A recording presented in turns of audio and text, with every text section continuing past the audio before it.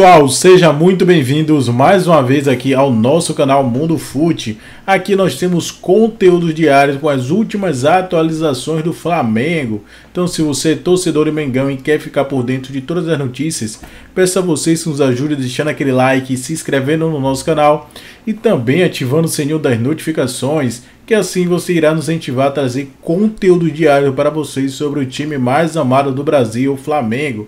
Estamos trazendo aqui para vocês mais um corte aqui do canal da ESPN Brasil. Qual Pedro? Pedro Raul? É isso, é isso que ele tá dizendo. Olha a tela aí. Sem Pedro e Gabi, quem pode decidir? Porque o Gabigol foi expulso no jogo contra o Ceará, não é isso? E o Pedro levou o terceiro cartão amarelo. Então eles estão fora desse jogo. E o Lázaro, que seria uma outra opção, já foi vendido. Quem pode decidir? Artilheiros do Flamengo no Brasileirão 2022. Pedro, 7 gols marcados, mesmo número do Gabigol. Lázaro tem 4.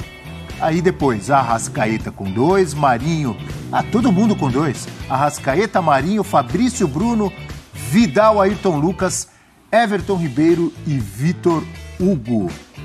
O Cebolinha não fez gol ainda no Brasileiro, né? Muito bem. E aí?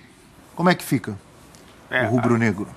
O Flamengo tem esse jogo contra o São Paulo que o Dorival vai usar a mesma história que usou no jogo da Libertadores contra o Vélez, de que não tem nada decidido, lembra do Cabanhas. Fatalmente o Dorival vai usar esse argumento para falar do jogo contra o São Paulo. Então a gente deve ver aí um Flamengo de novo, um Flamengo alternativo, que muitas vezes não jogou com esses dois jogadores, nem o Pedro nem o Gabigol como titulares, muitas vezes entrando no segundo tempo. E o Lázaro fazendo a função, muitas vezes ali de um falso 9 ou de uma referência, né? Então acho que, falando de formação, não deve ser muito diferente do que a gente viu no Brasileiro. Ser decisivo aí já é uma outra história, né? Porque a gente está falando de um Goiás que vive um segundo turno muito bom, de um time que coletivamente se encaixou muito bem agora com o Jair Ventura. 3 vitórias seguidas, né? 3 vitórias seguidas e uma recuperação dentro do campeonato, se estabelecendo ali na metade da tabela. É claro que o Flamengo, mesmo com a equipe alternativa, é favorito, porque com a equipe alternativa já bateu de frente com equipes como o próprio Palmeiras. E eu acho que vai ser um jogo. Acho que a equipe considerada da tela aí. Quem vai jogar como centroavante, aí é a questão do que a gente falou, do Lázaro ser essa opção, né? De funcionar talvez ali como um falso 9. Aí que o Flamengo vai sentir a falta, porque quando se fala da saída do Lázaro, não é um jogador que, como a Arrascaeta, como o Pedro, como o Gabigol, que desperta uma comoção. Mas pelo que vinha jogando, com a regularidade, principalmente no Brasileiro... seria ele a opção, né? Nesse contexto, faz muita falta. E hoje, o Flamengo, sem Pedro e Gabigol, não tem alternativa por ali, um jogador da posição. Tem que puxar da base, o Mateusão, mas um jogador que não está ali habituado ao ritmo, até mesmo à convivência com os profissionais. Então, para mim, o mais lógico, eu imagino que o Dorival vai tentar preencher mais o meio-campo, e aí eu imagino até o Vitor Hugo um pouco mais adiantado. E 2 atacantes de velocidade. 2 atacantes de lado. Perde, de fato, a referência, que é importante, mas o Lázaro, quando jogava ali, se movimentava bastante também. Tinha muita liberdade, ele até abria espaços para esses atacantes infiltrarem, para os homens de trás. Então vejo que a opção mais coerente, ou pelo menos a mais lógica para o Dorival, é aproveitar o ritmo de jogo do Vitor Hugo e fazer com que ele encoste nos homens de frente. Ele tem boa finalização de longa distância, pode ser um trunfo para isso também, até para... O Goiás tem um sistema defensivo forte, você precisa de um repertório. Eu imagino que ele vá, de alguma maneira, preencher o meio-campo, ou com o Matheus França, mas, para mim, a opção ideal seria o Vitor Hugo preencher. Elementos que me encorajam a dizer algo diferente. O Flamengo vai para essa partida contra o Goiás com o chamado time alternativo. Só tem um ponto que cabe uma boa discussão, que é o seguinte. A última aparição desse time alternativo, por características de jogo, ela foi aquém do que poderia, que foi aquele primeiro tempo contra o Ceará. O Dorival montou o meio-campo técnico com o Diego, com o Vitor Hugo. O Flamengo ficou penteando demais a bola e faltou incisão, faltou verticalidade. E isso foi muito claro, tanto que o Ceará faz um gol com o Jô no finalzinho e o Flamengo já volta com 4 modificações e isso muda a cara, o jeito do Flamengo jogar. É a primeira vez que o Dorival não tem ao mesmo tempo Pedro e Gabigol, salvo engano. E também não tem opções. Lázaro e até o próprio Vitinho. A gente não pode esquecer do Vitinho, que era utilizado com alguma frequência e são jogadores que não estão mais. Então, diante desta lógica, por uma questão de ritmo, talvez faça mais sentido o Flamengo ter um meio-campo com 4 jogadores e o ataque ser composto por Marinho e Everton Cebolinha. Muda pouco, não mexe tanto assim na questão de quem vem jogando, né? No tocante ao ritmo, a minutagem recente. Mas pode ser que o Dorival encontre uma outra forma. É um desafio inédito. E a última impressão deixada por esse time com um meio-campo muito técnico, muito clássico, não foi uma boa impressão. E eu acho que o Dorival está considerando isso para tentar botar um pouco mais de velocidade e desenvolver uma mecânica de jogo que seja mais incisiva. Eu acho que esse é o principal dilema que deve estar na cabeça do técnico do Flamengo. E quem faz mais falta, Pedro ou Gabigol? Essa pergunta é fácil, hein? Para vocês, hein? Não é fácil, não.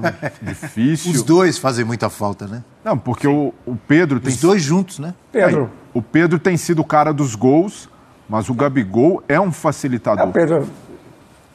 Oi, Rafa? Sim, mas o Pedro tá botando a bola na casinha, não é isso? Sim. Não, sem dúvida, mas não é uma... O Pedro, pra mim não tem muita dificuldade, não.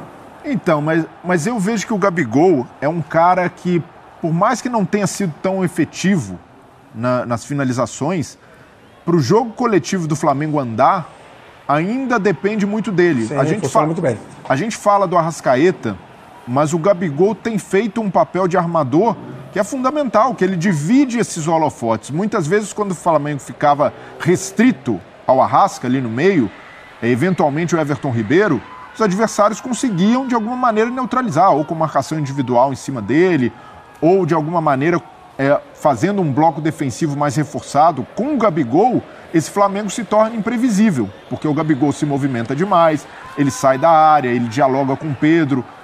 Concordo com o Rafa também. Hoje, o homem-gol é o Pedro, é o cara que tem sido o jogador da finalização, da última bola, a referência, mas para mim o Gabigol também faz muita falta e você perder os dois para um jogo como esse contra o Goiás, que vem de 4 jogos consecutivos sem perder, é algo pesado e o Flamengo vai sentir. E sabe o que é curioso? O Gabriel, ele vai completar 1 semana e meia sem jogar e não é por lesão. Né? Porque ele jogou contra o Ceará, foi poupado no meio da semana, né? E vai ser poupado nesse fim de semana. Né? Poupado não, né? Ele vai cumprir suspensão nesse fim de semana. Então ele jogou no início dessa semana passada e só vai jogar provavelmente no jogo contra o Flamengo, no jogo contra o São Paulo, né? Isso para um fominha é desgraça, né, Elton? Exatamente. Então imagina como o Gabigol também deve estar se sentindo por conta da expulsão contra o Ceará, né? E se a gente olhar para o brasileiro como a possibilidade do Flamengo, porque para mim o Dorival deixou claro isso na coletiva pós-Vélez.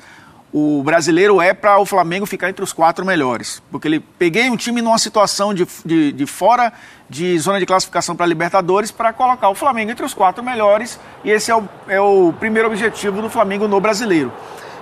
Se o Flamengo esquecer o Palmeiras, que eu acho que não vai acontecer, porque senão o Palmeiras vai ser campeão no mesmo dia do Cruzeiro, ou no dia seguinte, né? Se os times esquecerem que ainda existe uma briga por título brasileiro. Mas, sendo a prioridade as Copas, até se os dois tivessem à disposição, a gente estaria tendo essa discussão aqui.